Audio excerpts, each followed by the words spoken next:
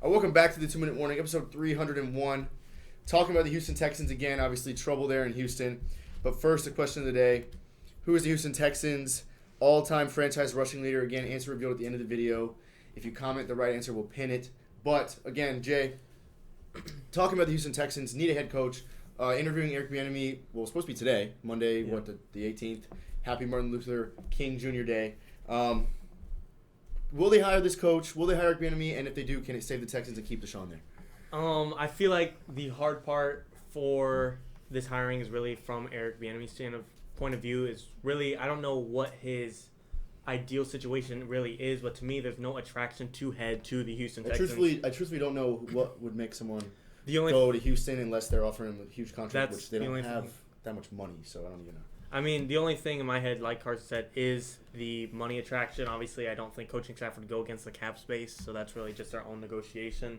But outside of money, I can't think of anything. In the Kansas City Chiefs, you have one Super Bowl ring. You have a good shot at winning it this year, and you have a good shot at winning probably 2, 3, 4, 5 more over the next 10 to 15 years if you stay there. You head to the Houston Texans. Yes, you have a top 5 quarterback in the league, but if that dude leaves and you're not enough to keep him there, you don't have a quarterback. You don't have a first or second round pick this year. You're already in, going to be a number 1 pick for the following year, which you might be able to start something then. But it's hard to go into a job and just know the first year you go in, you won't have a quarterback, and there's a good chance you won't win a single football game when you have the best quarterback in the league or a top 5 quarterback in the league. And you only win 4. You're going to have a bottom 3 quarterback in the league, and you're not going to win a single one, in my opinion. So really the only attraction I can see is money or the sense of notability in the fact that if he ever does build his team up to a Super Bowl team and he started from scratch with no Deshaun Watson, that is quite an accomplishment if he can pull that off. If he's thinking long-term, then I understand it. But to me, going to a team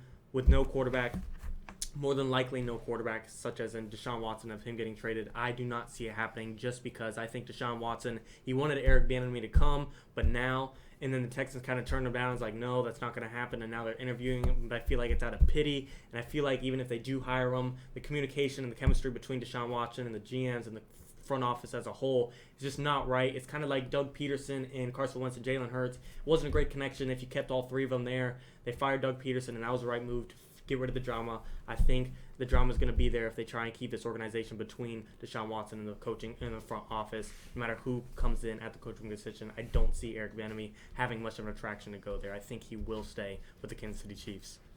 Yeah, I mean, you really hit it on the nail of the head. It all comes down to whether he wants to win or he wants to make money. Yeah.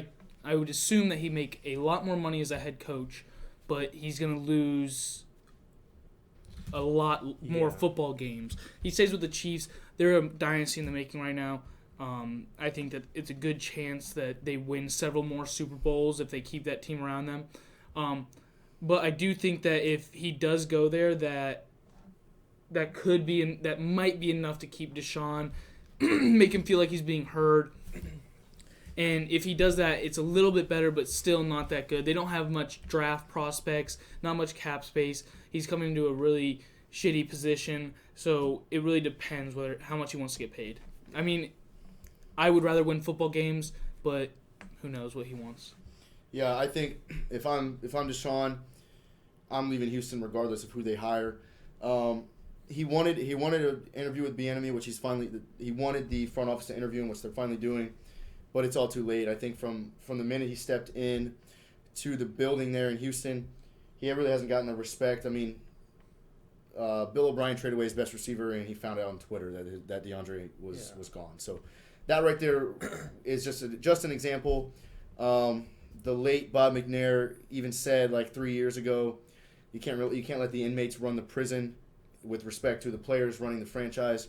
So the front office really has no respect for the players, and when you're a franchise quarterback, top 5 in the league, you don't let that slide.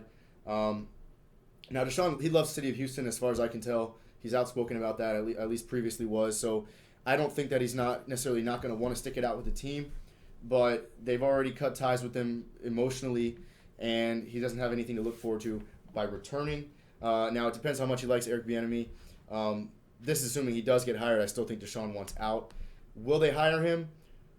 They better, because they don't have another choice. It's either that or whatever, hire Romeo Crennel, the interim from this past season. Or they could pick up a random coordinator from wherever. Or pick up somebody that you haven't heard of which I would not necessarily advise. Adam Gase. I don't want that for Houston.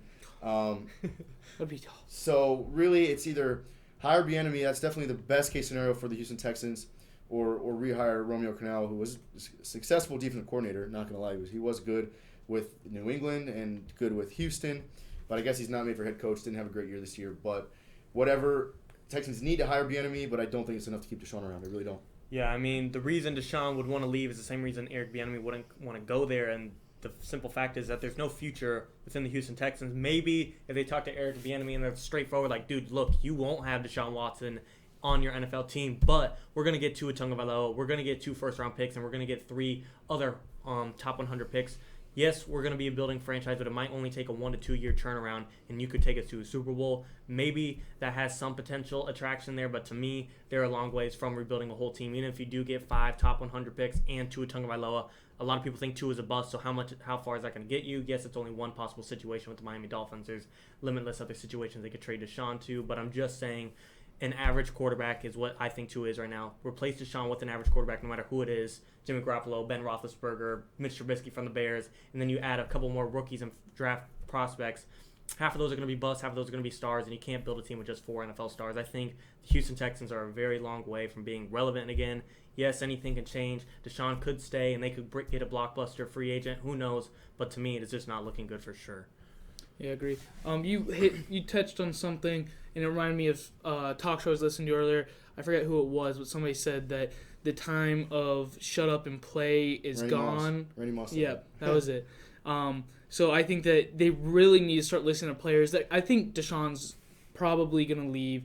He does feel really disrespected, but I think that they do need to start listening to players and getting input from them if they wish to keep them happy and keep the good players that they do have around for long.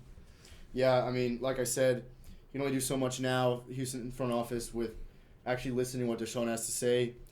I can't really fathom why they would do that. Really, the only star on the roster was Hopkins, who they traded away, and now Deshaun. So why invest so much in him and not do what he at least suggests? I don't know. Yeah. But I think Deshaun's time in Houston is over come next season. Yeah, I agree. This must be killing you as a Texans fan. Honestly, I think the best case scenario is they trade him for something else. I mean, I don't care if we have Patrick Mahomes on that current roster. We're still going 5-6, 5-11, 6-10 at best. So it sucks to see, especially as a Texans fan. But I mean, not to interrupt you, but statistically, Deshaun Watson had his best season of his 4 years in the NFL. Most touchdown passes in his career, led the league in passing. So he's not the issue. And obviously, with him at the top of his game, 4 wins, and that's the best we can do. Yeah. So I think for Deshaun and the Texans, best case scenario is he leaves. I agree. That's it for the video. For question of the day, the franchise leader in rushing for the Houston Texans, of course, only a 20-year-old franchise, is Arian Foster. And Jay, how many yards was that in a season? I believe around 6,900. 6,900 yards. Franchise history is the rushing leader. That's Arian Foster with the Houston Texans. Thanks for watching.